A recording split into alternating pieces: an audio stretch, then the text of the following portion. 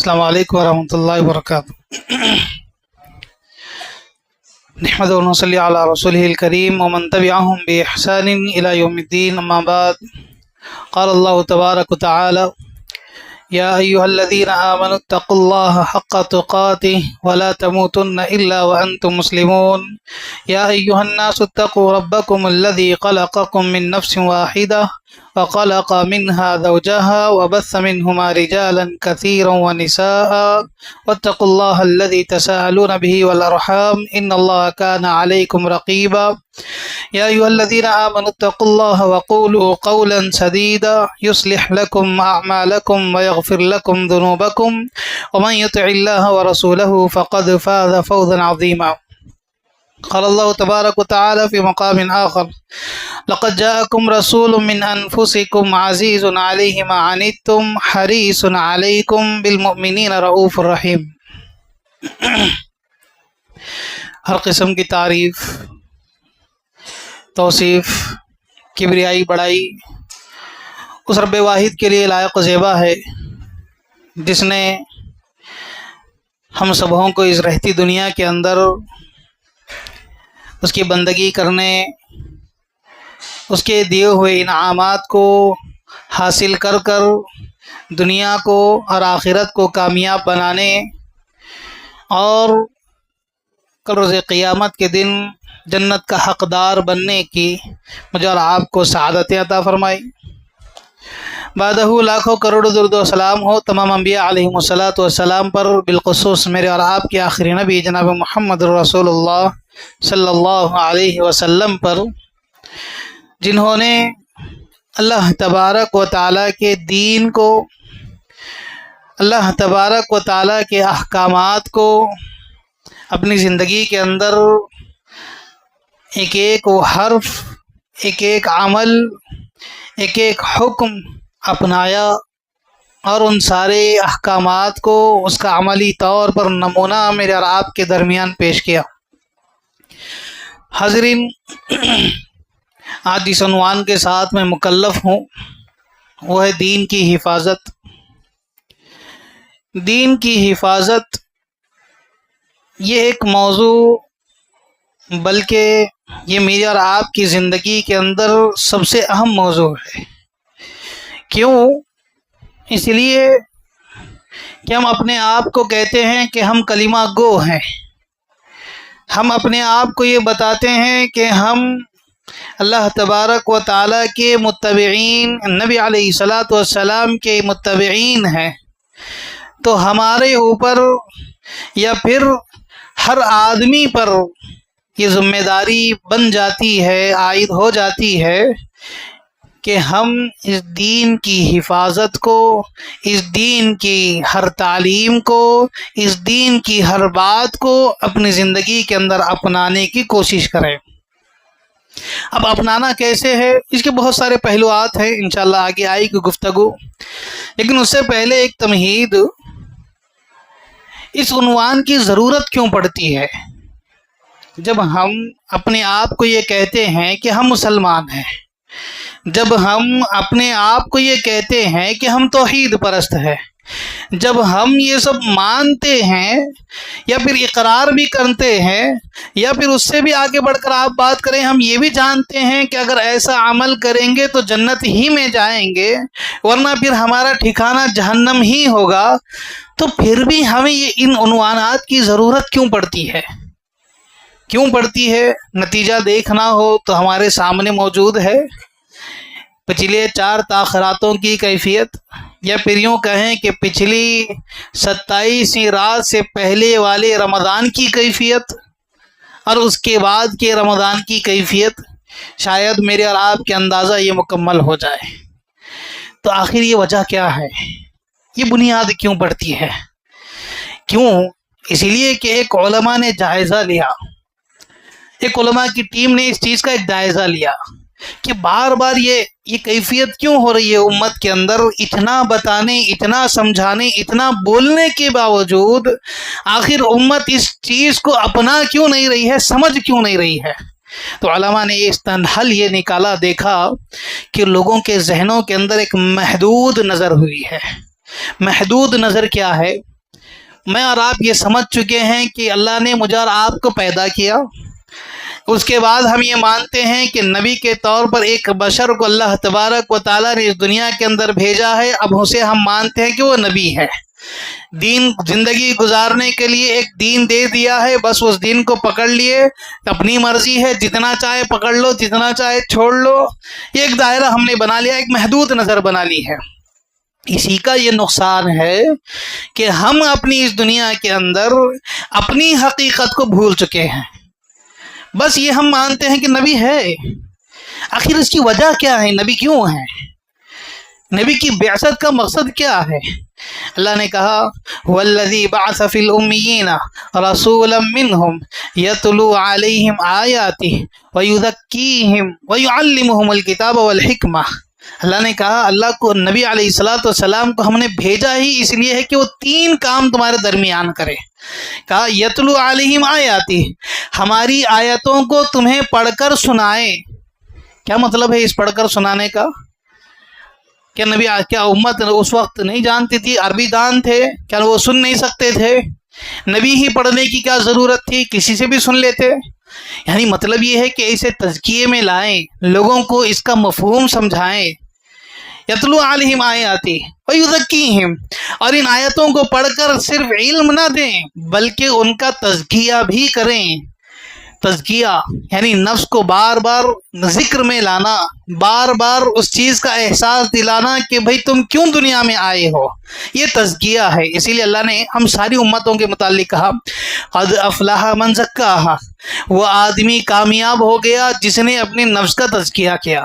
کہیں دوسری جگہ اللہ نے کہا قد افلح من زکاہا قد افلح من تزکا، وہ آدمی کامیاب ہو گیا جس نے اپنے نفس کا تزکیہ کیا۔ تو یعنی اللہ تبارک و تعالیٰ نے بھی مجھے اور آپ کو یہی تعلیم دی کہ ہم اس قرآن کو، نبی علیہ الصلوۃ والسلام کی اس سنت کو پڑھیں، اپنے تزکیے میں لائیں، اپنی زندگی کے اندر اس کا محاسبہ کریں کہ اللہ نے یہ دین دیا ہے تو پڑھنے کے لیے دیا ہے، یہ دین دیا ہے تو اس پر عمل کرنے کے لیے دیا ہے، یہ دین دیا ہے تو اس دنیا کو کامیاب بنانے اور آخرت کے اندر جنت میں داخل ہونے کے لیے دیا ہے۔ یہ احساس بار بار مجھے اور آپ کو اپنے اندر پیدا کرنا ہے۔ لیکن ہم اپنی زندگی کے اندر بس اپنی ہی زندگی، چاہے جتنا بول لو، جیسا بول لو، جس ڈھنگ سے بولنا ہے بول لو، ہر اعتبار سے بول لو، بس ہم نے جو مائنڈ سیٹ کر لیا وہی اپنی زندگی ہوگی، اسی اعتبار سے اسی پیٹرن سے ہم زندگی گزاریں گے۔ اس کے علاوہ میری اور آپ کی زندگی کے اندر کوئی فرق نہیں، کوئی تبدیلی نہیں، کسی بھی قسم کی میری اور آپ کے اندر پرواہ نہیں۔ یہ کیوں؟ اسی لیے کہ میرے اور آپ کے اندر یہ خوف بھی ختم ہو چکا ہے رب کا۔ بس رب ہے یہ ہم مانتے ہیں، نبی تھے یہ مانتے ہیں، اور نبی ہیں اس پر ایمان رکھنا یہ مانتے ہیں۔ دین کیا ہے اس سے میرا اور آپ کا کوئی سروکار نہیں، بس دین ہے، قولوا لا الہ الا اللہ، بس کہہ دو لا الہ الا اللہ، تفلیحو، کامیاب ہو چکے ہو۔ اب زیادہ تحقیق میں جانے کی ضرورت نہیں، اب زیادہ جھمیلے میں پڑنے کی ضرورت نہیں، یہ ہم نے اپنے طور پر سیٹ کر لیا ہے۔ یقین مانو اگر یہی کیفیت نبی علیہ الصلوۃ والسلام اپنائے ہوئے ہوتے تو، یقین مانو اگر یہی کیفیت صحابہ، تابعین تبع تابعین اپنائے ہوئے ہوتے تو کیا آج یہ دین میرے اور آپ کے پاس ایسے ہوتا کہ آج میں اور آپ اپنی زندگی کے اندر اس کھلے مسجد کے اندر اتنی پرسکون زندگی بیٹھے ہوئے ہوتے؟ کیا آج میں اور آپ رب کے سامنے اتنی پاکیزگی کے ساتھ، اتنی پوری ڈھنگ کے ساتھ جو عبادت انجام دے رہے ہیں، کیا ویسی عبادت ہماری ہوتی؟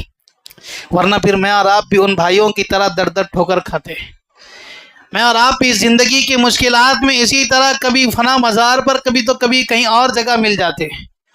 یہ اللہ نے مجھے اور آپ کو یہ موقع دیا ہے، یہ اللہ نے میرے اور آپ کے لیے سعادت مندی دی ہے، یہ مجھے اور آپ کو اللہ تبارک و تعالیٰ نے اس عظیم کام کے لیے چن لیا ہے، تو اس کا احساس پیدا کریں، اپنی زندگی کو ایک دائرے سے باہر نکالنے، اپنے آپ کو دین کا حامل بنائیں، اپنے آپ کو اس دین کی ذمہ داری پر لگا لیں۔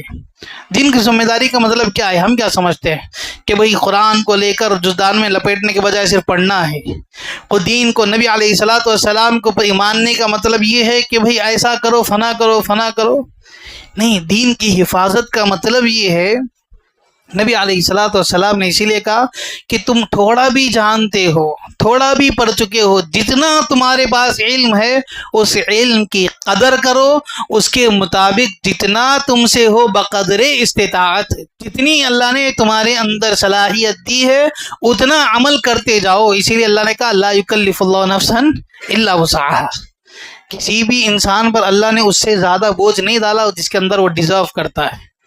یعنی آدمی کے اندر صلاحیت اتنی، اللہ نے اتنی ہی اس کے اندر کیفیت رکھی ہے جتنا وہ برداشت کر سکتا ہے، لیکن ہم ہیں اپنے آپ پر یہ سمجھتے ہیں کہ نہیں یہ نہیں فنا نہیں، یہ فنا نہیں، یہ فنا نہیں۔ بھئی آپ کیوں تحقیق میں پڑھتے ہیں؟ آپ جو جانتے ہیں مکمل صحیح معلوم جو آپ کے پاس ہے اسی علم کو پختگی کے ساتھ مان کر اسی اعتبار سے چلتے رہیں۔ بات یہ ہے کہ بات صحیح ہو، بات آتھینٹک ہو تو اس کے اعتبار سے آپ چلتے رہے، اگر غلط ہے تو پھر تحقیق کیجیے، اس کی معلومات حاصل کیجیے، غلط ہے تو چھوڑ دیجیے، صحیح ہے تو پھر اسی اعتبار سے زندگی کو گزارتے رہیے۔ تو یہ ایک اہم چیز تھی۔ تو دین کی حفاظت کے سلسلے میں عام طور پر ہم سمجھتے ہیں کہ دین کی حفاظت ایک بڑا کام ہے، یہ علماء کا، یہ فنا لوگوں کا، یہ فنا لوگوں کا کام ہے، نہیں، ہر امت کی ذمہ داری ہے، ہر فرد کی یہ ذمہ داری ہے، ہر آدمی کی یہ ذمہ داری ہے، اور ہر خاتون کی یہ ذمہ داری ہے۔ کیوں؟ اللہ نے یہ دین سارے لوگوں کو دیا ہے، اللہ نے یہ دین ہر ایمان والوں کو دیا ہے، جو بھی کلمہ گو ہے اس کی ذمہ داری ہے کہ یہ استعمال کرے، اس پر عمل کرے، اس کی حفاظت کرے۔ اب دیکھو دین کی حفاظت کیسے کیسے کی جاتی ہے، ایک 4-5 چیزیں ہیں اختصار کے ساتھ انشاءاللہ۔ پہلی چیز علم دین حاصل کرنا، علم دین حاصل کرنا یہ ہمیشہ تعلق ہو۔ ہم کیا سمجھتے ہیں ہمارے پاس ایک لمیٹیڈ پیریڈ ہے، بچہ جب پیدا ہو جائے ماں کی گود سے نکل کر اسکول کی گود تک جب آئے تو ماں تھوڑی بہت گھر میں چپ سیدھے آداب سکھا دے، پھر اس کے بعد جب اسکول کی گود سے لے کر پھر بچہ جب اپنی ڈگری مکمل کر لے اسکول کے حوالے ہے اس وقت تک وہ جتنا پڑھ لے اور اسی درمیان جتنا دین علم سیکھ لے، پھر اس کے بعد جیسے ہی وہ کاروبار پر آ گیا تو کسی کا کوئی تعلق نہیں، دین سے کوئی وابستگی نہیں۔ ہم بھی یہ بولتے ہیں اپنی اولاد کو کہ بھئی بس پڑھنا، اب آپ کام کیجئے۔ یہ کیا بات ہوئی؟ دین تو مجھے اور آپ کو یہ بتاتا ہے کہ زندگی کی ہر سانس، آخری سانس تک، پہلی سانس سے لے کر آخری سانس تک ہر بندے کو اس کا علم حاصل کرتے ہوئے زندگی گزارنا ہے۔ اور اسی لیے اللہ تبارک و تعالی قرآن کی جو ترتیب نازل کی یا پھر قرآن کے نازل کرنے کا جو طریقہ تھا، یہ وجہ یہی ہے کہ چاہتا تو کیا اللہ تبارک و تعالی جب معراج نبی علیہ الصلوۃ والسلام کو کروائے تھے تو کیا یہ نہیں دے سکتے تھے یہ لو نمازیں اور یہ لو ساتھ میں قرآن، جاؤ اس کے مطابق عمل کر لو؟ رب ہے، دے سکتے تھے، کن فیکن، اس کی مرضی، جیسا وہ چاہتا تو کر سکتا تھا، لیکن رب نے یہ تو میرے اور آپ کے لیے پیٹرن دیا۔ نبی علیہ الصلوۃ والسلام کو 40 سال کی عمر میں نبوت عطا کرنے کے بعد ایسے نبی جس کے بارے میں اللہ نے خود کہا هو الذی بعث فی الامّی، امی تھے آپ، پڑھنا لکھنا جانتے نہیں تھے، ایسے رسول کو چنا، پھر انہیں علم سیکھنے کی صلاحیت بھی دی، اور وہ نبی میرے اور آپ کے درمیان آج الحمدللہ پورا ایک دین کا سانچہ پیش کر چکے ہیں۔ اور وہ کیسے آیا؟ بتدریج آیا، تھوڑا تھوڑا تھوڑا تھوڑا اتر کر آیا۔ وجہ یہی ہے کہ آدمی ہر دن ہر وقت اپنے تعلق علم سے جوڑے رہے، اور ہم نے کیا کر لیا؟ اپنا تعلق کو محدود کر لیا۔ جب دین ہمیں یہ پیٹرن دے چکا ہے، دین نے ہمیں سکھا دیا ہے کہ تمہیں زندگی بھر اس پر چلنا ہے اور زندگی بھر اسے سیکھتے ہوئے رہنا ہے، تو پھر میں اور آپ کون ہوتے ہیں اپنی زندگی کے اندر یہ طے کر لینے والے کہ بھائی علم سے کوئی تعلق نہیں، اب بس یہاں تک اتنی ہی پیریڈ میں مجھے علم حاصل کرنا ہے؟ تو یہ تو علم کی توہین ہوئی، یا پھر یوں کہیں کہ اپنے آپ کو ہم گمراہی میں ڈال رہے ہیں، اپنے آپ کو جہنم کا مستحق بنا رہے ہیں۔ علم سے لا تعلق، علم سے اپنے آپ کو دور ڈھکیل لینا، یہ میں اور آپ اپنی زندگی کے اندر فتنوں کو داخل کریں گے، اور فتنے یہ کوئی معمولی چیز نہیں ہے، آگے آئیں گے آپ کے فتنے سامنے کیا ہے، اور ایسے فتنے آئیں گے تو نتیجہ یہ ہوگا کہ میرے اور آپ کے دلوں کے اندر جتنا بھی یہ ایمان ہے نا، یہ تھوڑا بہت، وہ سارا کا سارا ختم ہو جائے گا، اور جب ایمان ختم ہوگا تو دنیا کے اندر میری اور آپ کی حیثیت کچھ بھی نہیں ہوگی، جب دنیا کے اندر بھی گر جائیں گے تو آخرت کے اندر بھی میرا اور آپ کا ٹھکانہ جہنم ہی ہوگا۔ اسی لیے علم سے اپنے آپ کو جوڑ لیں۔ قرآن کی پہلی آیت اللہ نے جب نازل کی تو اسی لیے کہا کہ اقرا، پڑھتے رہو پڑھتے رہو پڑھتے رہو۔ اپنے آپ کو علم سے جوڑتے رہو. اور جو آدمی علم سے نہیں جوڑتا، آپ کیا سمجھتے ہیں کہ وہ بھی اچھا ہے، جو علم والا ہے وہ بھی اچھا ہے؟ نہیں، دونوں کے اندر ڈفرینس خود اللہ نے کہہ دیا. قل، آپ پوچھ لیجئے ان سے یا کہہ دیجئے ان سے، هل يستوي الذين يعلمون والذين لا يعلمون، کیا جاننے والا یا پڑھنے والا یا نہ پڑھنے والا دونوں برابر ہو سکتے ہیں؟ ایک تو اچھا آدمی بھی اس کا جواب دے دے گا کہ نہیں، پڑھنے والے کا مقام الگ، اس کا رتبہ الگ، اس کی حیثیت الگ، نہ پڑھنے والے کی حیثیت الگ. آپ دیکھو، اگر آدمی اچھا آج بولتے بھی ہیں، ایکسپیرینس بہت ہے، کام کا ایکسپیرینس بہت ہے، لیکن ڈگری نہیں ہے، تو کیا ہو جاتا ہے؟ پیمنٹ کے اعتبار سے آدمی کی حیثیت بدل جاتی ہے. ایکسپیرینس آج کام نہیں ہے. ہاں، ایکسپیرینس اپنی جگہ اچھا ہے، لیکن ساتھ میں اگر ڈگری ہو تو اس کا رتبہ اور بلند ہو جاتا ہے. لیکن ڈگری نہ ہو تو آدمی جب یہاں سے کام چھوڑ کر دوسری جگہ جاتا ہے تو وہی کیفیت، پھر 2-4 ہزار والی 50 ہزار والا آدمی جو کام کر رہا تھا، ایکسپیرینس اتنا کہ اسے 1 لاکھ بھی دیا جائے تو کم ہے، لیکن ڈگری نہ ہونے کی وجہ سے دنیا کی نظر میں اس کی حیثیت 5,000 کی بھی ہو جاتی ہے. یہ کیفیت دنیا کے اندر بھی ہم مانتے ہیں، تو دین کے اندر بھی اپنے آپ کو کیوں اپنے آپ کو نہیں بناتے ہو؟ کیا یہ دین صرف علماء ہی حاصل کریں گے؟ نہیں، ہر آدمی کو سیکھنا ہے. صحابہ اگر ایسے ہی سمجھتے تو پھر آ کر بار بار کیوں پوچھتے اللہ کے رسول صلی اللہ علیہ وسلم سے، احب اعمال اللہ، اللہ کے پاس سب سے محبوب عمل کون سا، ہمیں بتاتے رہیے. ایسے سوالات کیوں کرتے اللہ کے رسول کے پاس آ کر؟ وجہ یہی ہے کہ علم سیکھتے رہتے، علم سے اپنے آپ کو تعلق جوڑے ہوئے رکھتے، اور یہی تعلق مجھے اور آپ کو جوڑے رکھنا ہے. اور یہ کب ہوگا؟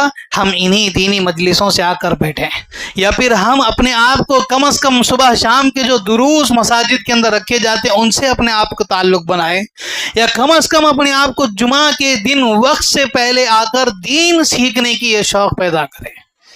یہ 3 اہم ذرائع ہیں جو میرے اور آپ کے دین سیکھنے کے ہیں. اگر یہ بھی چھوڑتے ہیں، آپ مزید نکالنا چاہتے ہیں تو الحمدللہ بہت اچھی بات ہے. 1 گھنٹہ نکال کر، آج کل آن لائن کورس بھی بہت چل رہے ہیں، فنا چیزیں بہت چل رہی، اگر سیکھنا چاہتے ہیں تو اور اس سے بڑی اچھی بات ہے. تو علم سے تعلق جوڑیں. اور علم حاصل کرنے کا مطلب یہ نہیں کہ بس ہم جہاں چاہے جیسے چاہے علم حاصل کریں. آج کے دور کے اندر علم حاصل کرنا بھی ایک بڑا چیلنج ہے. کیوں؟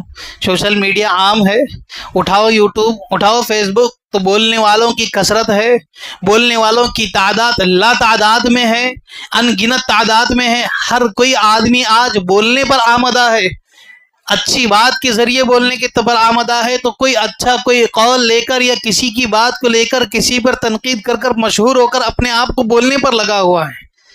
نہیں، علم حاصل کرنا اگر ہے تو مستند علماء سے تعلق جوڑے. جو عالم جس کے بارے میں ہمیں معلوم ہے کہ یہ واقعتاً صحیح ہے، جو عالم جو ہم جانتے ہیں کہ یہ اہل الحدیث ہے، وہ عالم جسے ہم اپنے آپ پر اعتماد کرتے ہیں، ہماری جماعت اعتماد کرتی ہے، ہماری جماعت جس سے جڑنے کو کہتی ہے، ایسے علماء سے تعلق جوڑے.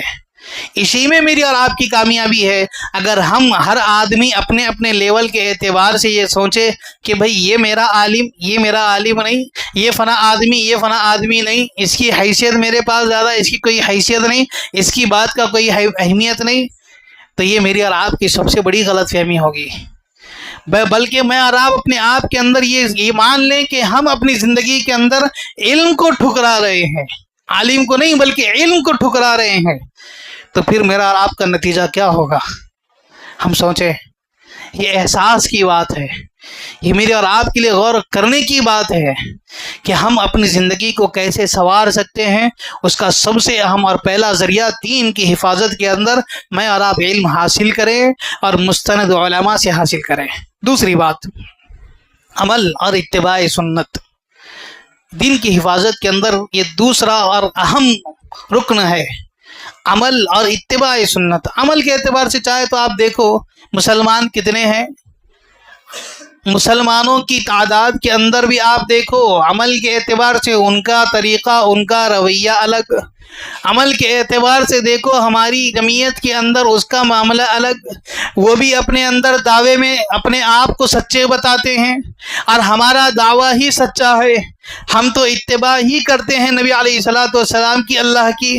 کیوں؟ اللہ نے کہہ دیا یا ایھا الذین آمنوا اطیعوا اللہ واطیعوا الرسول. اللہ اور اس کے رسول کی اطاعت کرو، اور اسی رسی کو ہم نے مضبوطی سے تھاما ہے اور اسی اعتبار سے زندگی کو گزار رہے ہیں۔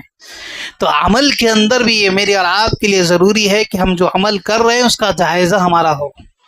وہ یہ دین کی حفاظت کے اندر سب سے اہم چیز ہے، ورنہ پھر آج دیکھو جو بدعتیں عام ہو رہی ہیں وہ بدعت نہ ہوتی، ہماری نظر کے اندر وہ بدعت کی حیثیت کمزور ہو جاتی، ہماری نظر کے اندر وہ بدعت ہمارے نظر میں ہم سمجھتے ہیں کہ بھئی وہ کر دیں تو ٹھیک ہے، کرنے دیجئے، یہ کیفیت آ جاتی ہے۔ آج واللہ آج کی حقیقت یہی ہے کہ ہم یہی چاہتے ہیں، اتحاد کے نام پر آج جو کیفیت چلی ہوئی ہے یہی کیفیت چلی ہوئی ہے۔ غلط مت بولو، لیکن کرتے ہیں تو اسے چھوڑ دو۔ کیوں؟ جو چیز غلط ہے تو غلط ہے، اس کی وضاحت بھی تو ہو۔ یہ عمل ہے، اگر آج ہم غلط نہیں بولیں گے تو یقین مانے میرے اور آپ کی اولاد جو ہماری چھوٹی ہے، آج ہم اسے دیکھ کر خاموش نہیں بیٹھ رہے، خاموش بیٹھ رہے ہیں تو اولاد کل کے دن کرے کہ اگر ابا جان تو خاموش تھے، اس کا مطلب یہ کر سکتے ہیں، وہ نہیں کرتے تھے تو ہم کر لیں گے۔ اور یہی نتیجہ حضرت قوم نوح علیہ السلام کے اندر ہوا، شرک کا آغاز حضرت نوح سے ہوا۔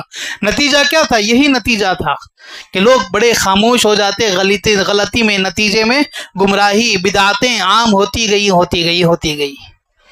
اگر یہی طریقہ میرا اور آپ کا بھی ہوگا تو یہی کیفیت میرے اور آپ کی زندگی کے اندر بھی آئے گی۔ تو اسی لیے عمل کے اعتبار میں بڑے محتاط رہیں، اور عمل ویسا ہی ہو جیسے اتباع سنت ہے۔ نبی علیہ السلام نے جو بتایا ہے اسی اعتبار سے میرا اور آپ کا عمل ہو۔ اور عمل کے معاملے میں ہم بڑے پیچھے ہیں، بہت کمزور ہیں۔ بس سیکھنے کا معاملہ ہو تو بڑی شوق سے سنتے ہیں۔ یوٹیوب پر آپ دیکھو، آج کل اسپیکرز کا زمانہ ہے، آدمی گاڑی میں یا پھر اپنے گھروں میں، اپنی دکانوں میں لگا کر آوازیں بلند سن رہا ہے، اچھی باتیں سن رہا ہے، اچھے علماء سے سن رہا ہے، لیکن عمل کے اعتبار سے ہماری زندگی کیسی ہے؟ ہماری زندگی عمل کے اعتبار سے محدود ہی ہے۔ بس 5 وقت کی فرض نماز ہی پڑھتے ہیں، سنت مؤکدہ پڑھ لیا، اپنی مرضی ہے چھوڑ دیا، اس کے علاوہ صدقات کی کیفیت رمضان آیا تو کر لیا، اس کے بعد زندگی من چاہا تو چھوڑ دیا، یہ کیفیت ہماری ہے۔ تو پھر سننے کا فائدہ کیا ہے جبکہ عمل ہو؟ اسی لیے نبی علیہ السلام نے عمل کے سلسلے میں تاکید کرتے ہوئے بڑی چھوٹی بات کہا، بادروا بالاعمال فتنا کقطع اللیل المظلم، کہا کہ لوگوں نیکی کرنے میں جلدی کرو، بادرو آگے بڑھو، فوراً نیکی کرنے میں جلدی کرو۔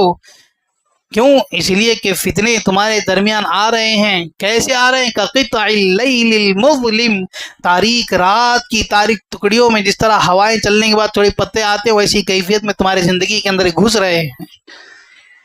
تو میں کیفیت کیا بتائی؟ احساس دلایا ہمیں کہ دیکھو عمل میں تم کوتا ہوگے تو پھر تمہاری زندگی کے اندر فتنے آئیں گے، فتنے جب آئیں گے تو پھر تمہارے ایمان کے اندر کمزوری آئے گی، تمہارا ایمان ڈگمگانے لگ جائے گا۔ اسی لیے ہم اپنی زندگی کے اندر عمل میں پختہ بن جائیں۔ جو عمل ہے، اور آپ دیکھو موٹی مثالیں آپ دے دوں، ہم عمل کی بات بہت کرتے ہیں، عمل کی بات جب آتی ہے تو بعض جگہ ہم بہت زیادہ کمزور بھی ہو جاتے ہیں۔ زکوٰۃ کا معاملہ آئے، وراثت کا معاملہ آئے، یا پھر اس سے آگے بڑھ کر آپ کے لین دین کے معاملات آئے تو ایسی، یا پھر سود کا معاملہ آئے، ایسی جگہ ہماری زندگی بڑی کمزور پڑ جاتی ہے۔ زکوٰۃ جیسے ہی نکالنے کی بات ہوئی، لوگ بہانے تلاشنے لگتے ہیں کہ بھئی ایسا نکالنے جائز ہے یا ایسا نکالیں، فلاں جگہ سے نکالیں یا نہ نکالیں، اس کو بھی اعتبار میں لائیں یا نہ لائیں، اس کو بھی حساب میں رکھیں یا نہ رکھیں۔ جانتے ہیں کہ بھئی یہ زکوٰۃ ہی کی رقم ہے، مانتے بھی ہیں، احساس ہے کہیں نہ کہیں، لیکن پھر بھی ہم گنجائش نکالنے کی کوشش کرتے ہیں۔ کیوں؟ مال کی محبت، جبکہ مال کی محبت ہی میری اور آپ کی امت کا سب سے بڑا فتنہ ہے۔ نبی علیہ السلام نے اس لیے کہا، امتی فتنتی المال، میری امت کا فتنہ مال ہے۔ اور یہی فتنہ میری اور آپ کی زندگی کے اندر آج محبت اتنی گھر کر گئی ہے کہ ہم صدقہ دینے سے بھی اپنے آپ کو کتراتے ہیں۔ سامنے جب مسجد میں ڈبہ گزرتا ہے تو اسے ہم بآسانی آگے ڈھکیل دیتے ہیں۔ کیوں؟ احساس نہیں ہے، ہم سمجھتے ہیں کہ بھئی یہ تو لوگ بڑے دوسرے لوگوں کا کام ہے، ہم کیوں دے چندہ؟ بھئی اس کی ذمہ داری ہم سبوں کی ہے۔ ہر چیز آدمی نے جو اللہ نے مال دیا ہے وہ ہر آدمی کا ہر آدمی اللہ کا مال اللہ کے راہ میں خرچ کرنے میں کیا فرض ہے؟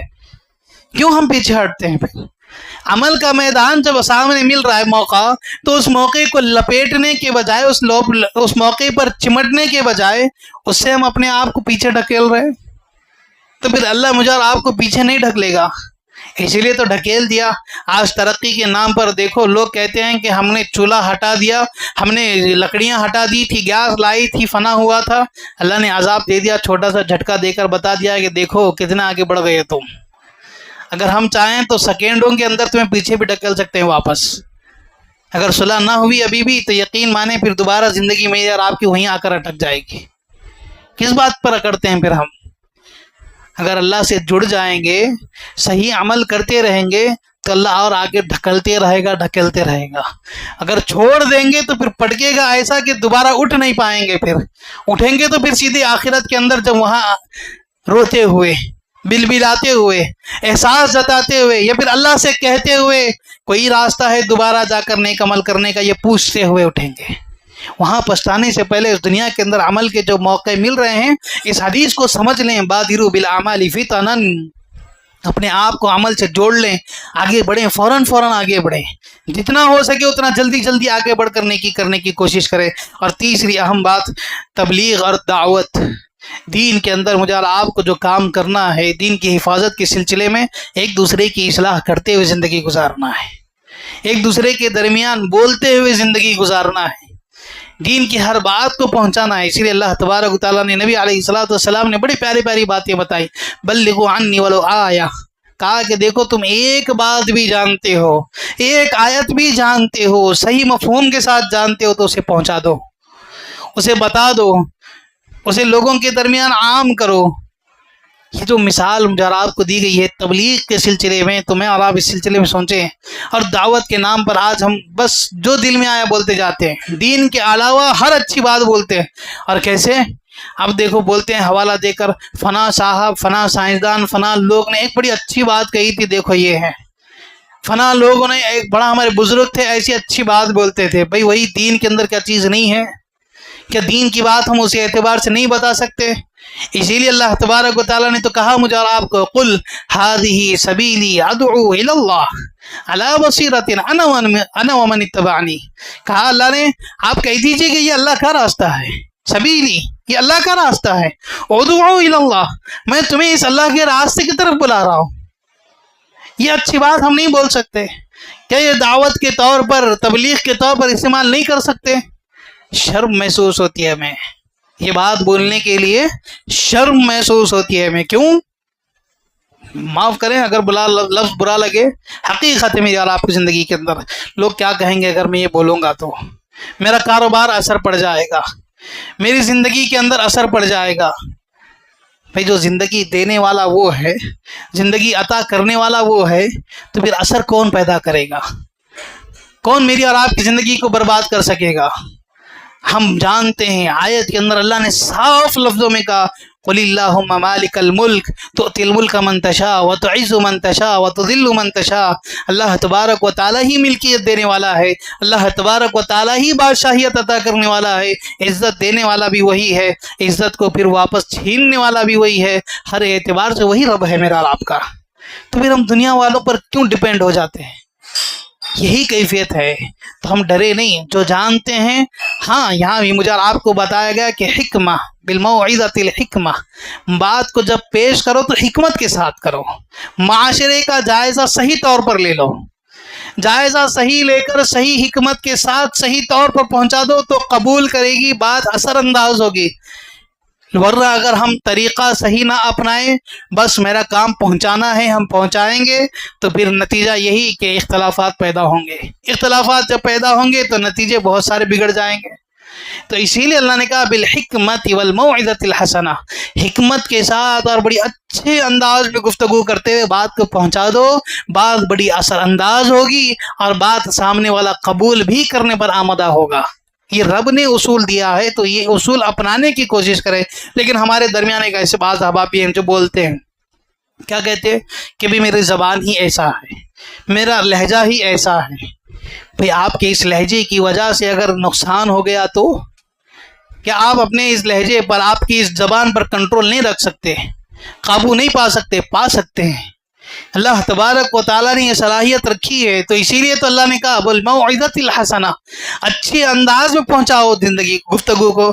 تو جب بات کرنے پر آپ سوچیں گے اچھے انداز میں کرنے کی، تو ہو سکتا ہے پہنچ سکے۔ تو اسی لیے اپنی زندگی کے اندر اچھے انداز کو اپنانے کی کوشش کریں، اس سے بہت سارے فائدے ہیں۔ لوگ جڑتے جائیں گے، کام بہت اچھا ہوگا، اور اس سے کام بگڑے گا نہیں بلکہ اور بنتا رہے گا، جس سے دین کی تبلیغ میں اور آسانی ملتی رہے گی۔ اور چوتھی چیز، امر بالمعروف و نہی عن المنکر کا کام جو آپ کو کرنا ہے۔ نیکی کی ہر چھوٹی سی چھوٹی بات، برائی کی ہر برائی سے روکنا یہ میرا اور آپ کا کام ہے۔ اسی لیے اللہ نے کہا مجھے اور آپ کو ہماری صفت بتاتے ہوئے یا پھر ہمارا مقام بتاتے ہوئے اللہ نے کہا کنتم خیر امت اخرجت للناس، اے لوگوں ہم نے تمہیں ایک معزز اچھی امت بنا کر تمہارے لوگوں کو ہم نے تمہیں چنا ہے۔ تمہارا اختیار یہ تمہیں ہم نے چنا اس لیے ہے کہ تمہیں ایک معزز بنایا ہے ہم نے۔ اب ہمارا مقام اللہ نے بتا دیا ہے کہ ہم معزز ہیں، بڑے اچھے ہیں، خیر امت ہیں، تو اب ہمارا کام بھی اللہ نے بتا دیا کنتم خیر امت اخرجت للناس تأمرون بالمعروف۔ جب تم معزز ہو چکے ہو تو اب تمہارا کام کیا ہے؟ نیکی کا حکم دیتے رہو، نیکی کا حکم دیتے رہو۔ تأمرون، اللہ نے کہا کہ حکم دیتے رہو، اور برائی سے لوگوں کو روکتے رہو، یہی اب تمہارا کام ہے۔ اب ایسا جب ہوگا تو آدمی نے کہیں نہ کہیں احساس ہوگا کہ میں یہ غلط تو نہیں کر رہا ہوں، یہ احساس پیدا ہو جائے گا۔ آج ہم نیکی کا حکم نہیں دے رہے ہیں، بھئی ہم کیا کریں، وہ اس کی زندگی ہے، میری زندگی اچھی ہو بس۔ سامنے آدمی کھڑے ہو کر غلط حرکتیں بھی کر رہا ہے، غلط کام بھی کر رہا ہے، لوگوں کو چھیڑ چھاڑ بھی کر رہا ہے، لیکن ہم بول رہے نہیں، کیوں؟ بھئی وہ اس کا معاملہ اللہ دیکھ لے گا۔ اللہ نے جب مجھے اور آپ کو کہا کہ دیکھو بولو تم، اگر آج ہم اس کی غلطی پر خاموش بیٹھیں گے تو کل بھی اگر ہم کوئی غلطی کریں گے تو کوئی مجھے اور آپ کو ٹوکے گا نہیں۔ جب غلطی میری اور آپ سے ایک بار ہو جائے گی تو غلطی کا مزہ اتنا لگے گا، اتنی لذت ملے گی کہ آدمی پھر غلطی در غلطیاں کرتا چلا جائے گا، یہاں تک کہ وہ اپنے آپ کو جہنم کا مستحق بنا لے گا۔ اسی لیے یہ چیزیں ایک دوسرے سے جڑی ہوئی ہیں، ایک دوسرے سے تعلق جڑا ہوا ہے۔ نیکی جب تک ہم لوگوں کو بتاتے رہیں گے، برائی سے روکتے رہیں گے، اپنے اندر بھی یہی احساس رہے گا کہ بھئی ہم تو یہ صحیح کریں گے۔ ہم نے کل کسی کو بولا تھا کہ یہ غلط ہے، تو آج میں وہ غلطی کرنے سے اپنے آپ کو پوری طرح روکنے پر آمادہ ہو جاؤں گا، پوری طرح طاقت رکھ سکوں گا، ورنہ پھر وہ غلطی میں کروں گا یا اس سے آگے بڑھ کر اس سے بڑی غلطی کر سکوں گا۔ یہ کیفیت ہم اپنے اندر پیدا کرنے کی کوشش کریں۔ اور پانچویں چیز، اللہ تبارک و تعالیٰ نے بھی اس نیکی کے معاملے میں بھی کہا کہ آدمی کب کرے گا معلوم، یہ حکم دینے کا معاملہ یا پھر لوگوں کو نیکی کی بات کب بتائے گا؟ نبی علیہ الصلوۃ والسلام کی جو آیت میں نے خطبے کے آغاز میں شروع کی تھی، اس میں اللہ نے کہا حریص علیکم، حریص علیکم، اور پہلی بات کیا کہی اللہ نے؟ لقد جاءکم رسول من انفسکم۔ نبی کون تھے؟ تم ہی میں سے ایک انسان تھے، یعنی قیامت جب تک قائم نہیں ہوگی اس وقت تک جتنی انسانیت دنیا کے اندر آئے گی، وہاں سے لے کر یہاں تک جتنے لوگ آئے انہی میں سے ایک تھے یہ رسول۔ ان کا کوئی الگ مقام نہیں تھا، ان کی کوئی الگ تخلیق نہیں تھی، ان کا مقام اللہ تبارک و تعالیٰ نے رتبہ نبوت کے ذریعے کیا، لیکن چنا کہاں سے ہے؟ ہمیں انسانوں میں سے ایک۔ اسی لیے اللہ نے کہا کہ انسانوں ہی کا یہ کام ہے کہ تمہاری طرح ایک بشر نے بھی اس کام کو کیا ہے، تم بھی یہ کام کر سکتے ہو۔ وہ نبوت کے ساتھ انہوں نے کام کیا، اب جو بات تمہیں اس نے بتائی ہے وہی بات تمہیں لے کر اپنی زندگی کے اندر اپنانا ہے۔ اسی لیے تمہارا مقام بھی اللہ نے کہا اخرجت للناس، ہم نے لوگوں میں سے تم لوگوں کو چن لیا تاکہ تم بمعزز ہو، تمہارا اعتبار ہو لوگوں کے اندر۔ جب ہم اپنے آپ کو یہ کہتے ہیں کہ ہم اہل الحدیث ہیں، جب ہم اپنے آپ کو یہ کہتے ہیں کہ ہم توحید کے ماننے والے ہیں، تو اب ہم پر یہ ذمہ داری ہو جاتی ہے کہ ہم بھی انسانوں میں سے لوگوں میں سے اللہ نے مجھے اور آپ کو چن لیا ہے۔ اب یہ احساس پیدا کرنا ہے، کون سا احساس؟ دوسری صفت جو اللہ کے رسول صلی اللہ علیہ وسلم کی اللہ تبارک و تعالیٰ نے بتائی، کہا لقد جاءکم رسول من انفسکم عزیز علیہ ما عنتم۔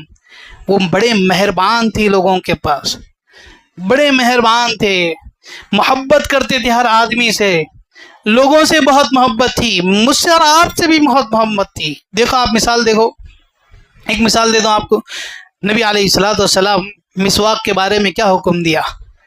مسواک کے بارے میں کہا لولا ان اشق علی امتی لامرتہم بالسواک، کہا کہ اگر مسواک میں کرنے کو لوگوں کو پابند بنا دیتا تو مجھے یہ ڈر ہوا کہ کہیں یہ فرض نہ ہو جائے، اور جب فرض ہو جائے گی تو میری امت مشقت میں پڑ جائے گی۔ آج یقین مانے میں اور آپ کاروبار کر سیدھے مسجد میں آتے ہیں، 1 منٹ پہلے 2 منٹ پہلے فوراً اگر آتے ہیں تو وضو کرنے کا ہمارے پاس وقت ہے، یا پھر نماز شروع ہونے کے بعد ہم آتے ہیں۔ اگر مسواک فرض ہوتا تو پھر مسواک کرنے میں ہی ہمارا ٹائم جاتا، ہماری نماز پوری نکل جاتی۔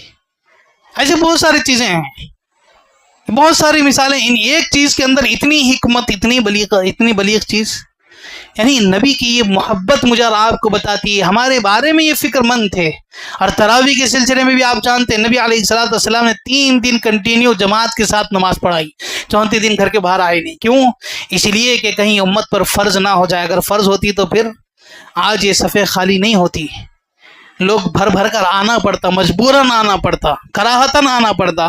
اگر کراہتاً دین میں پسند نہیں ہے، اسی لیے اللہ نے کہا لا یکلف اللہ، تکلیف نہیں دینا چاہتے ہم۔ یہ نبی علیہ الصلوۃ والسلام احساس رکھتے تھے، یہ ہمارے بارے میں احساس رکھتے تھے۔ وہ تو صحابہ بعض معزز تھے، ان کا مقام بلند تھا، ہر چیز کرنے اور زیادہ کرنے پر آمدہ تھے، ان لوگوں کو مشقت نہیں ہوتی، ہمیں مشقت ہوتی۔ اسی لیے اللہ نبی علیہ الصلوۃ والسلام نے ہمارا یہ خیال کیا ہے۔ تو اب ہماری یہ ذمہ داری ہے کہ یہی محبت ہم اپنے بھائیوں کے بارے میں رکھیں، کہ بھائی ہمارے ایک عمل کی وجہ سے، ہمارے کسی ایک غلط قدم کی وجہ سے میرے دوسرے بھائی کو نقصان نہ ہو، اتنا کم از کم آدمی احساس پیدا کر لے۔ تیسری چیز اللہ نے کہا اس کے بعد حریص علیکم، اور بڑے حریص تھے دین پہنچانے کے لیے، دین کی بات بتانے کے لیے، بہت خواہش مند تھے میں امت کو کیا دوں اور امت کے لیے میں کیا کر سکتا ہوں، یہ فکر مند تھی نبی علیہ الصلوۃ والسلام۔ اور آپ جانتے ہیں، ایک مثال آپ کو دے دوں، نبی علیہ الصلوۃ والسلام نے کہا ہر نبی کو لکل نبی دعوت مستجابہ، ہر نبی کو اللہ نے ایک آفر دیا۔ کیا آفر دیا؟ تمہاری دعا کرنے سے پہلے ایک دعا قبول ہے، تمہاری ایک دعا قبول ہے، وہ رد ہو ہی نہیں سکتی۔ یعنی دعا تم کچھ بھی کر لو، بس جو تم دعا کرو گے وہ قبول ہے۔ ایک دعا ایسی جو آفر میں دے دیا کہ جاؤ یہ تمہارے لیے پورا فری ہے، پورا فری آف کاسٹ، اس میں کوئی کسی قسم کی رد نہیں ہوگی، تم ابھی کر لو، یہ دعا تمہارے لیے ابھی قبول کی جائے گی۔ ہر نبی علیہ الصلوۃ والسلام کہتے ہیں کہ ہر نبی نے اس دنیا کے اندر اس آفر کو اپنا لیا اور اس پر عمل بھی کر لیا، اس آفر کو اپنا لیا، دنیا کے اندر ہی استعمال کر لیا، لیکن میں نے اپنے آفر کو استعمال نہیں کیا، ہمارے بارے میں خیال کیا، کہا کہ کل روز قیامت کے دن جب میری ساری امت جمع ہوگی تو میں وہاں اس دعا کو استعمال کروں گا، اللہ سے کہوں گا کہ اے اللہ تو نے مجھے ایک آفر دیا تھا، آج میں اس کا استعمال کر رہا ہوں، اور جب جا کر میری اور آپ کے حق میں سفارش نبی علیہ الصلوۃ والسلام کریں گے۔ جو نبی میرے اور آپ کے بارے میں اتنا فکر مند ہے، جو میرے اور آپ سے اتنی محبت کرتا ہے، کیا اس نبی کے لیے میرا اور آپ کا دین کی حفاظت کرنا بنتا نہیں ہے؟ جس نبی نے میرے اور آپ کے لیے اپنی زندگی کے اندر اپنے آپ کو مشقت میں ڈالا ہے، کیا اس نبی کے خاطر میرے اور آپ کی زندگی کے اندر اس دین کی حفاظت کی ذمہ داری نہیں بنتی ہے؟ تھوڑا سا بھی عمل کیا میں اور آپ نہیں کر سکتے ہیں؟ لیکن بات یہ ہے، اصل میں بتانا یہ ہے کہ حریص ایسی ہی محبت میرے اور آپ کے اندر ہو کہ میں اور آپ بھی یہ سوچیں کہ میں جو نیکی کر رہا ہوں وہ میرا بھائی بھی کرے، میرا پڑوسی بھی کرے، میری بیوی بھی کرے، میرے بچے بھی کرے، میرے اولاد بھی کرے، میرے ماں والدین بھی کریں، میرے دوست احباب کا سارا سرکل میرے اور آپ کے درمیان جو جڑا ہوا ہے وہ سب کریں، یہ محبت میرے اور آپ کے اندر ہو، ایسی حریص میں اور آپ بنے، تب جا کر دین کا کام صحیح ہوگا اور عمل بالمعروف و نہی عن المنکر کا کام ہوگا۔ اور چوتھی چیز، آخری اور پانچویں چیز، فتنوں سے اپنے آپ کو پوری طرح بچا لینا۔ یہ فتنے ہی ہیں جو میرے اور آپ کی دین کی حفاظت میں سب سے اہم رکاوٹ بنتے ہیں۔ فتنے کیا کیا ہیں؟ اگر اس کی مثالیں دیکھنا چاہیں گے تو بہت ساری ہیں، اور یہ فتنوں کو ہم معمولی نہ سمجھیں، یہ کوئی معمولی فتنے نہیں ہے، یہ فتنے ایسے ہیں جبکہ نبی علیہ الصلوۃ والسلام نے قیامت کے موت کے سلسلے میں کہا لا یتمنى احدکم الموت، تم میں سے کوئی آدمی موت کی تمنا نہیں کر سکتا، جائز نہیں ہے موت کی تمنا کرنا، لیکن جب فتنے زیادہ ہوں تو نبی علیہ الصلوۃ والسلام کی ایک حدیث آتی ہے جس کے اندر آپ نے کہا وَإِذَا أَرَدْتَ بِعِبَادِكَ فِتْنَةً، اے اللہ جب تو کہ میرے بندوں کو یا مجھے کسی فتنے میں مبتلا کرنا چاہے تو نبی علیہ الصلوۃ والسلام نے کہا فَاقْبِضْنِي، تو مجھے اٹھا لے اس دنیا کے اندر سے۔ جس موت کو مانگنا، جس موت کو طلب کرنا جہاں نبی علیہ الصلوۃ والسلام نے ناجائز کہا، وہیں فتنوں کے حالت میں اس چیز کو جائز قرار دے دیا۔ تو سوچیں فتنے کتنی خطرناک چیزیں ہیں، یہ فتنے کتنے نقصان دینے والی چیزیں ہیں، یہ فتنہ مجھے اور آپ کو کتنا اس دنیا کے اندر اور آخرت کے لیے کتنا نقصان پہنچانے والی ہیں۔ تو اسی لیے ان فتنوں کو معمولی نہ سمجھیں، اس فتنوں کی حقیقت کو سمجھیں۔ اور آپ دیکھو نبی علیہ الصلوۃ والسلام نے جتنی بھی یہ جو فتنے بتائے ہیں ہم کتب احادیث کے اندر پڑھتے تھے یا ہم سنتے تھے خطبات کے اندر، یہ فتنہ آئے گا، یہ فتنہ ہوگا، یہ چیز ہوگی، یہ چیز ہوگی۔ آج یہ فتنے نہ رہے، یہ پیشن گوئیاں نہ رہی، آج زندگی کے اندر ہر گلی محلے کی ایک حقیقت بنی ہوئی ہے۔ مثالیں آپ دیکھو، ایک دو تین دے دوں۔ سب سے پہلی مثال، نبی علیہ الصلوۃ والسلام نے عبادات کے بارے میں کہا کہ عبادات بے روح ہو جائیں گے، عبادت کے اندر خضوع نہیں رہے گا، اور یقین مانے آج میری اور آپ کی عبادتیں ایسی ہی ہیں۔ نبی علیہ الصلوۃ والسلام نے کہا اول شیء یرفع من هذه الامہ الخشوع، کہا کہ دیکھو اے امتیوں، سب سے پہلے قیامت قریب جب آئے گی، اس سب سے پہلے جو چیز اٹھا لی جائے گی امت کے درمیان سے، تو کہا الخشوع، خشوع کو اٹھا لیا جائے گا عبادتوں میں سے۔ خشوع کیا ہے؟ سنجیدگی سے نماز پڑھنا، سنجیدگی سے ہر کام کو کرنا، سنجیدگی سے احساس مندی کے ساتھ دین کے کام کو کرنا۔ اور آج ہے میری اور آپ کی عبادتوں کے اندر سنجیدگی؟ آج ہے میری اور آپ کی عبادتوں کے اندر ایک سوئی؟ آج ہے میری نمازوں کے اندر یہ پابندی پوری طرح فوکس ایک رکعت کے اندر پوری؟ آدھی رکعت میں کہیں مدینے کے اندر، آدھی رکعت مکہ کے اندر، آدھی رکعت پھر ساری نماز پوری کاروبار کے اندر میری اور آپ کی ہے۔ اور یہی نتیجہ ہے کہ امام سے اگر سہو بھی ہو جائے تو پیچھے سے یقین کے طور پر کوئی ایک آواز بھی نہیں آتی کہ سبحان اللہ کہہ سکے۔ نماز کے بعد پھر ایک دوسرے کی ہم صورت دیکھتے ہیں، 3 ہوئے کہ 4 ہوئے، ایک سجدہ ہوا کہ 2 سجدہ ہوئے، ایک دوسرے کی اس کیفیت دیکھ کر پھر اس کے بعد تھوڑا بہت یقین آنے لگ جاتا ہے تو تب بولتے ہیں شاید شیخ 3 رکعت ہوئے، شاید شیخ ایک سجدہ چھوٹ گیا۔ یہ نبی علیہ الصلوۃ والسلام کی پیشن گوئی ہے۔ اسی لیے نبی نے کہا اول شیء یرفع من هذه الامہ، یہ پہلی چیز اٹھا لی جائے گی الخشوع، خشوع کو اٹھا لیا جائے گا۔ احساس کریں اب ہم قیامت کے قریب ہیں، کیوں؟ یہ پہلی پیشن گوئی تو حقیقت میں نظر آ رہی ہے۔ ہر مسجد کے اندر کا یہ مسئلہ ہے، یا ہوا یا نہیں ہوا پتہ نہیں، لیکن ہوا ہے، خود میرے ساتھ ہوا ہے۔ نماز پوری ہو چکی ہے، 5 رکعت پڑھا چکا ہوں، کسی کی کوئی آواز نہیں، نماز کے بعد بھی اطمینان کے ساتھ سب بیٹھے ہوئے ہیں۔ پھر مجھے ہی احساس تھا تو میں نے ہی پوچھ لیا کہ بھئی نماز پوری صحیح ہوئی کہ نہیں ہوئی؟ پیچھے سے ایک بزرگ آواز دیتے ہیں شاید 1 رکعت ایکسٹرا ہوئی، پھر اس کے بعد سارے لوگ کہتے ہیں کہ ہاں 5 رکعت ہوئے۔ یہ کیفیت ہے تو احساس پیدا کریں کہ ہماری عبادتیں کہاں ہیں۔ دوسری چیز، اور آپ دیکھو امانت داری کے سلسلے میں نبی علیہ الصلوۃ والسلام نے کہا کہ امانت داری آج کے زمانے کے اندر ایک بڑا چیلنج ہے۔ کتنا بڑا چیلنج؟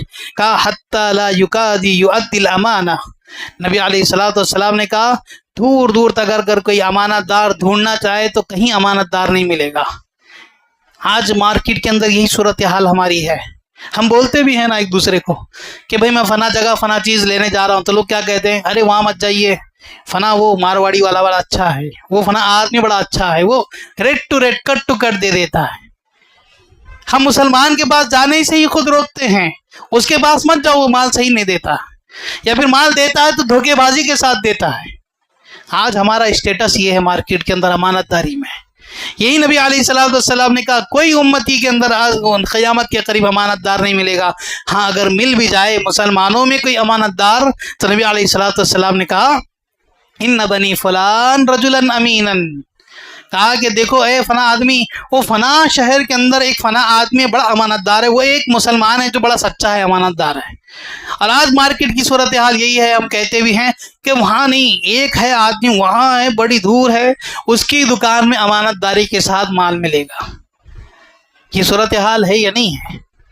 یہ احساس آپ دیکھ لیں، مارکیٹ میں آپ رہتے ہیں، اس کا احساس آپ پیدا کریں۔ اگر ہے تو پھر میں اور آپ مزید اور قیامت کے قریب پہنچ چکے ہیں۔ تیسری چیز آپ دیکھو، اللہ تعالیٰ نبی علیہ الصلوۃ والسلام نے کہا پیشن گوئی کرتے ہوئے فتنوں کے سلسلے میں بے پردگی بڑی عام ہوگی۔ حدیث میں کیا بتایا؟ نساء کاسیات عاریات مائلات ممیزات، 5 صفات کا تذکرہ کیا۔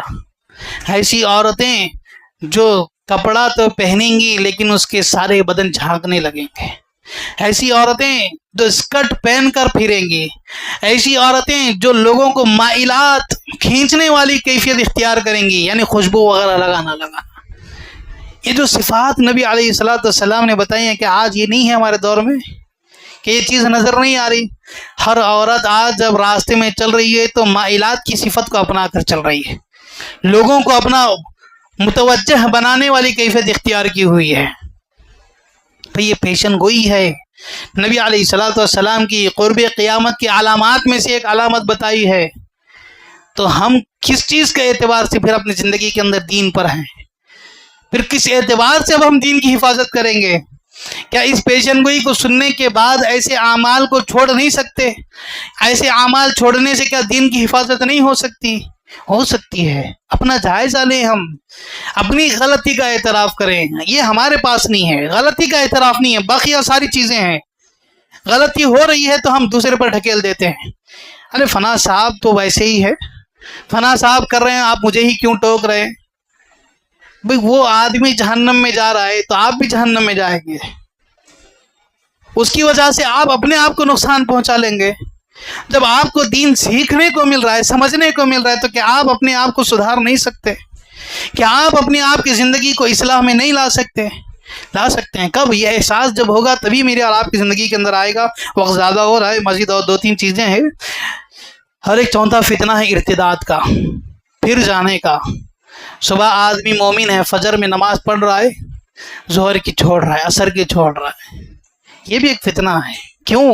نبی علیہ الصلوۃ والسلام نے کہا دیکھو، یصبح الرجل مؤمنا ویمسی کافرا ویمسی مؤمنا ویصبح کافرا۔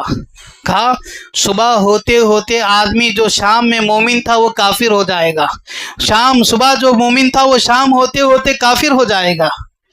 یہ پیشن گوئی ہے۔ اور آج ہم سحری کر کے سو جاتے ہیں تو سبحان اللہ ظہر چھوڑ دیتے ہیں، اور احساس بھی نہیں بعد میں قضا کرنے کا۔ احساس اگر ہے تو پھر بھی ٹھیک ہے، اللہ جو اس کا معاملہ ہو اس کے رب کے ساتھ کا اللہ قبول کرے، لیکن احساس نہیں ہے ہمارے اندر۔ یہ پیشن گوئی ہے۔ ہم مرتد ہوتے چلے جا رہے ہیں اپنی زندگی کے اندر، دھڑلے سے فرائض کی پابندی ہم چھوڑ دیتے ہیں۔ ابھی رمضان کا معاملہ ہے، آپ دیکھو رمضان میں پوری جستجو کے ساتھ روزہ رکھا، پوری جستجو کے ساتھ زکوٰۃ نکالی، صدقہ دے دیا، پوری جستجو کے ساتھ پھر نمازیں بھی ادا کر لی، قیام اللیل بھی ادا کر لیا، لیکن وہی رمضان کے بعد کی کیفیت، پھر وہی کیفیت۔ یہ جو بات دن کی نبی علیہ الصلوۃ والسلام نے بتائی ہے، مہینے کے بعد وہی کیفیت بدل رہی ہے۔ ہم ایک اس مہینے کے مسلمان ہیں، مومن ہیں، پھر اس مہینے کے بعد پھر ہمارا معاملہ انکار والا، کافر والا بن جائے گا۔ نمازوں سے کوئی تعلق نہیں، کوئی سروکار نہیں۔ عشاء کی نماز میں دیکھیں تو ایک صف بمشکل 1.5 صف ہو گئی۔ یہی ہماری صورتحال اگر ہوگی تو پھر اللہ تبارک و تعالیٰ کی دین کی حفاظت کون کرے گا؟ پھر ہمارا یہ دعویٰ کیا ہوگا کہ ہم اہل الحدیث ہیں؟ پھر ہمارا یہ دعویٰ کیا ہوگا کہ ہم توحید پرست ہیں؟ فائدہ کیا ہے پھر اس توحید پرست ہونے کا؟ فائدہ تبھی ملے گا جب ہم مداومت کے ساتھ عمل کریں گے۔ اسی لیے نبی علیہ الصلوۃ والسلام کے پاس آیا ایک صحابی، پوچھنے لگے اے اللہ کے رسول، مجھے ایسا عمل بتائیے کہ جسے میں زندگی پر اپنا لوں۔ نبی علیہ الصلوۃ والسلام نے کہا اس صحابی سے، مختلف صحابہ آئے، مختلف صحابہ کو ان کی کیفیت کے اعتبار سے جواب دیا، لیکن ایک صحابی کو کہا اے صحابی تم اتنا ہی عمل، تھوڑا عمل کرو، لیکن ان قل وادومھا، تھوڑا عمل کرو لیکن وہ زندگی بھر اپناتے رہو، یعنی مداومت کے ساتھ، تسلسل کے ساتھ اس عمل پر پابندی کے ساتھ عمل کرتے رہو۔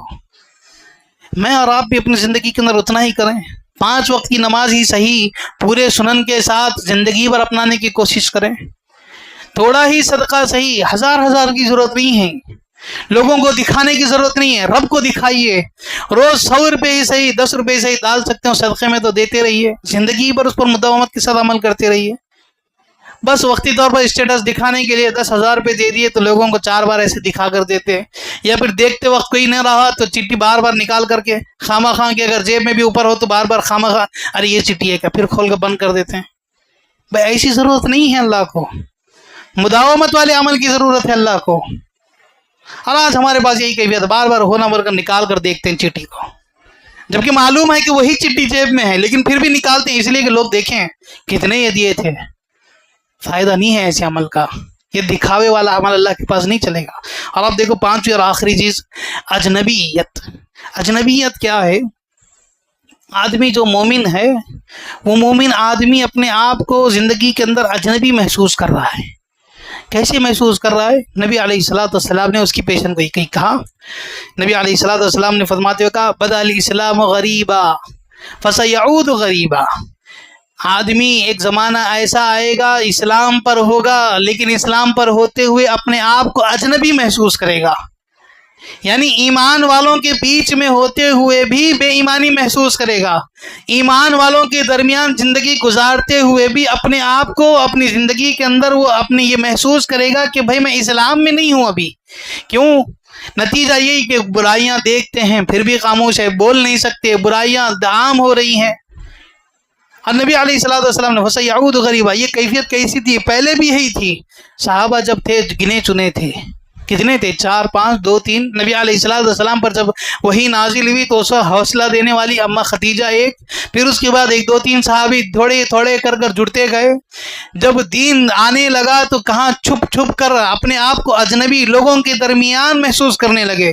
انسانیت سارے لوگوں کے درمیان تھی لیکن اس انسانیت کے درمیان اپنے آپ کو بڑا اجنبی محسوس کرنے لگے. اور آج یہی کیفیت ہے میری اور آپ کی. ہم بھی اپنے آپ کو اجنبی محسوس کر رہے ہیں. یہ بھی ایک پیشن گوئی ہے. لیکن نبی علیہ الصلوۃ والسلام نے اس حدیث کے ذریعے مجھے اور آپ کو ایک خوشخبری بھی دے دی، ایک بڑا پیغام بھی دے دیا. کہا کہ اے مومنو گھبراؤ نہیں. جب تمہارے درمیان اجنبیت آئی ہے تو پوری خطبے کا خلاصہ اس حدیث کے ذریعے لے کر جائے. نبی علیہ الصلوۃ والسلام نے کہا فطوبی للغرباء. اے نبی ایسے اجنبیوں کا آپ سنا دیں، خوشخبری دے دیں. کیا خوشخبری؟ یہ لوگ کامیاب ہو گئے. فطوبی للغرباء. جب میں اور آپ محسوس کریں کہ میں ہی عمل کر رہا ہوں، کیا میں ہی عمل کروں، ایسی جب محسوس کیفیت ہو میرے اندر دین کے اندر، کیا میں ایسا عمل کیوں کروں، لوگ تو کر نہیں رہے ہیں، یہ ڈر ہو جائے تو سمجھ لیں کہ آپ کے لیے نبی علیہ الصلوۃ والسلام نے بشارت دے دی ہے. کیا بشارت دے دی؟ کہ وہ کامیاب ہو گیا. کیسے کامیاب ہو گیا؟